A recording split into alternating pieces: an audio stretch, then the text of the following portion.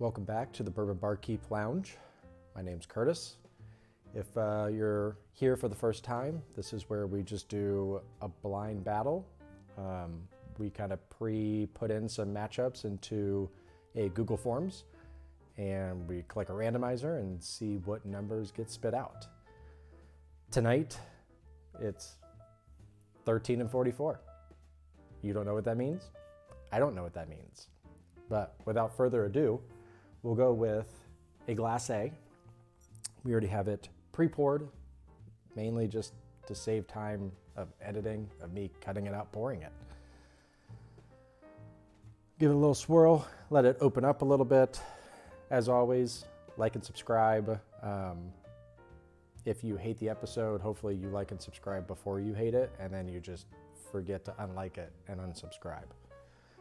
Because the week or 2 week later unsubscribe definitely hurts my heart. So, Glass A. Wow, that is very sweet.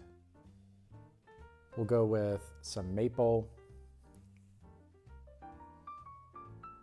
You can really get in there. Tough to say I'm proof yet. Maple, maybe some brown sugar in there. It's definitely leaning towards more of the dark. Not a ton of oak on the nose.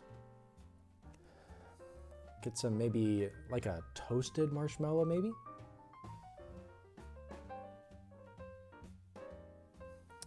Yeah, I mean that's a phenomenal nose. You could really get in there, but it just goes pure sweet, if you will. Time to dive in. Cheers.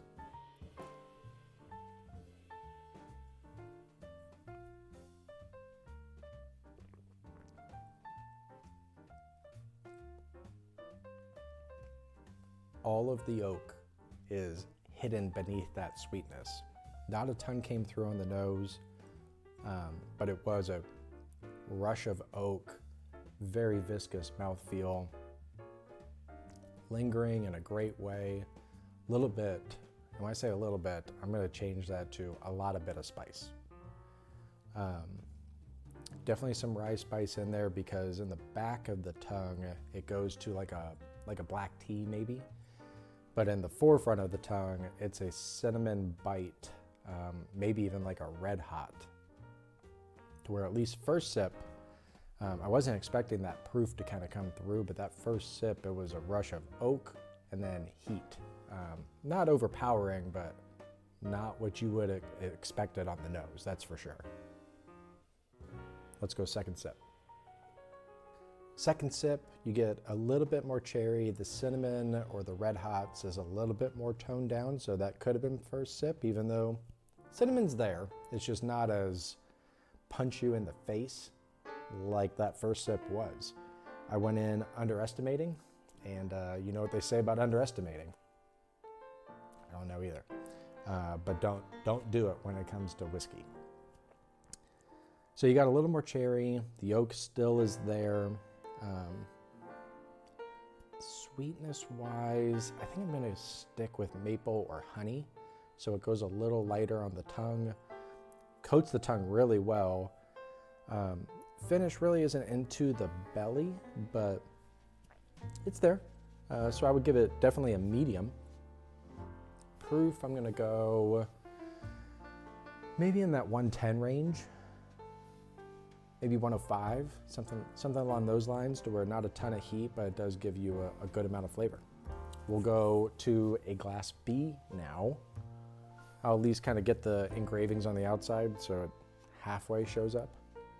All right, cheers to, well, I guess, why am I cheers? I'm just nosing.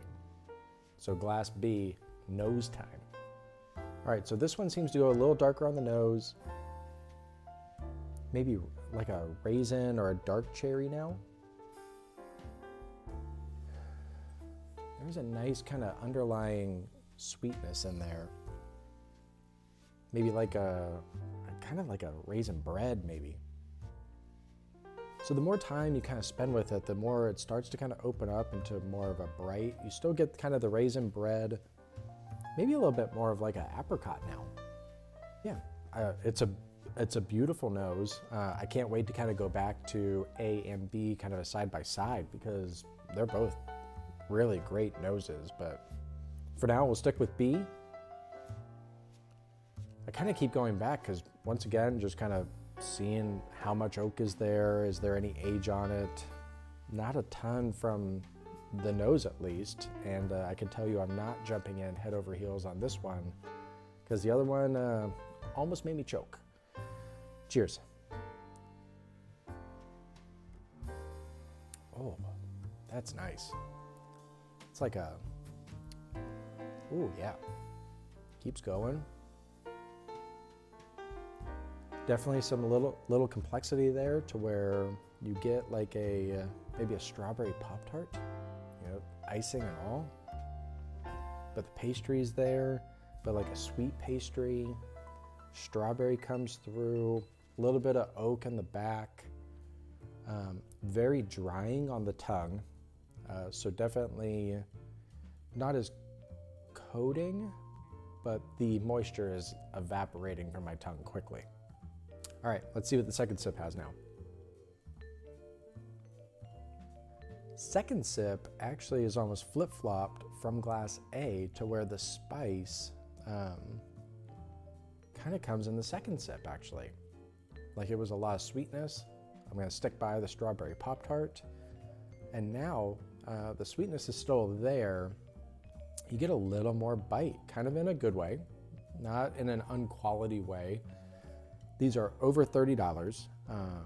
That would be my guess at least. The proofs seem to be pretty similar in that 105, 110. Extremely smooth. Like I said, it kind of gets that savory little zing in there, a little spice in there. But this is a great pour.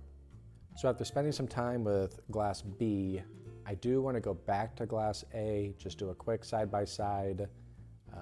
For sake of time, I'll probably cut it. And then I'll come back, do some scoring, and see who won. Be right back. Back for some scoring.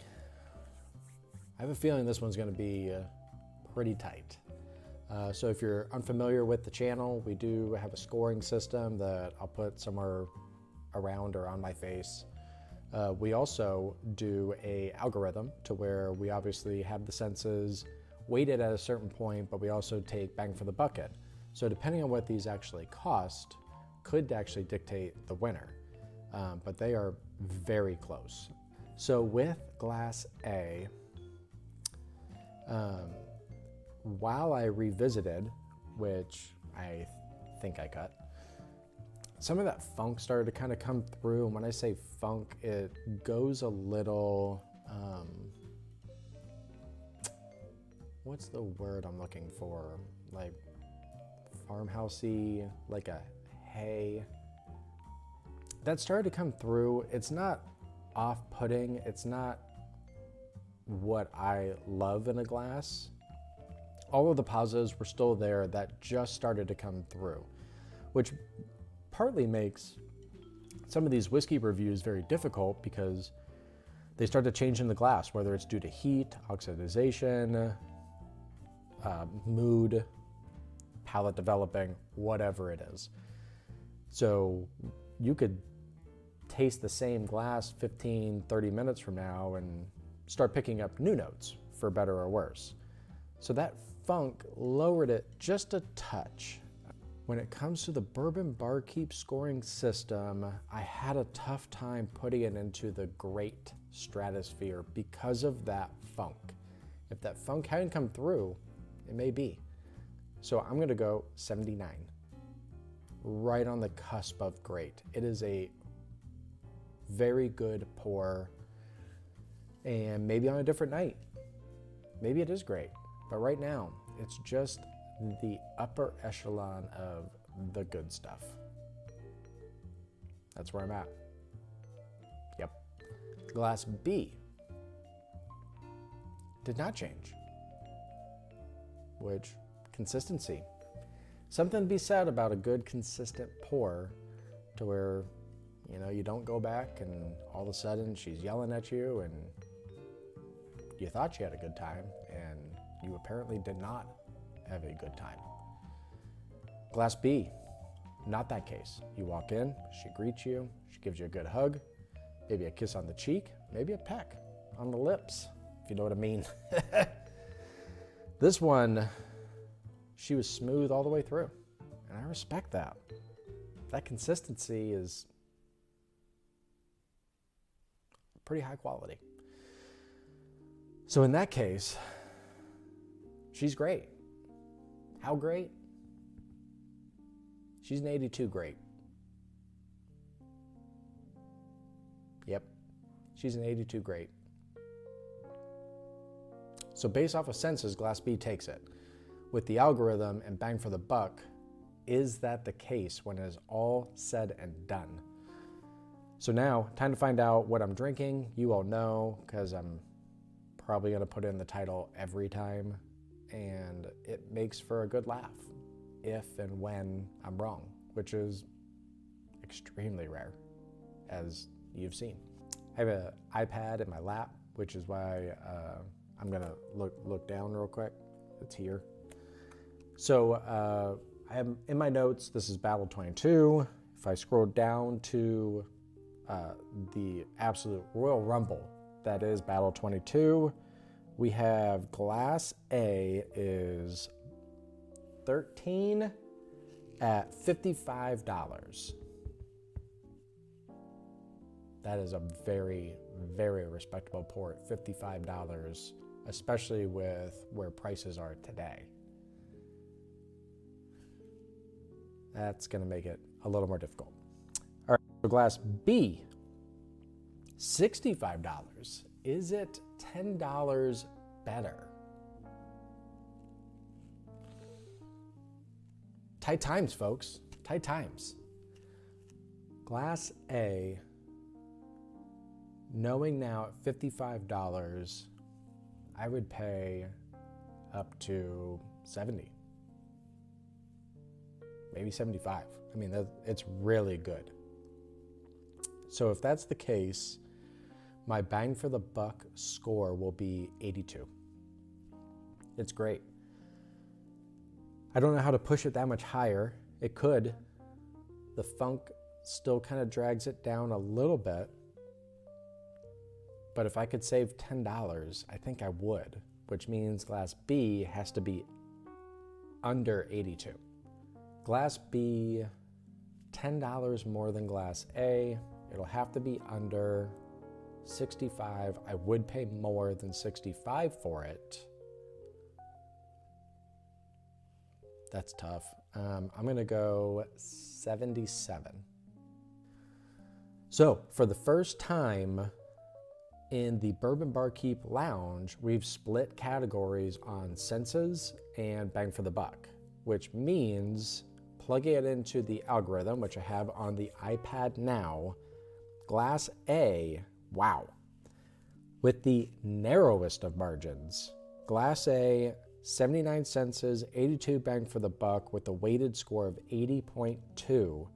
Glass B, 82 and 77 on bang for the buck. So that $10, although punching above the Bourbon Barkeep highly average line, which is 50, highly average is 50. So 77, very high score with the weight of it only at 80. So Glass A, with the thinnest of margins that we may ever see, wins by 0.2 points.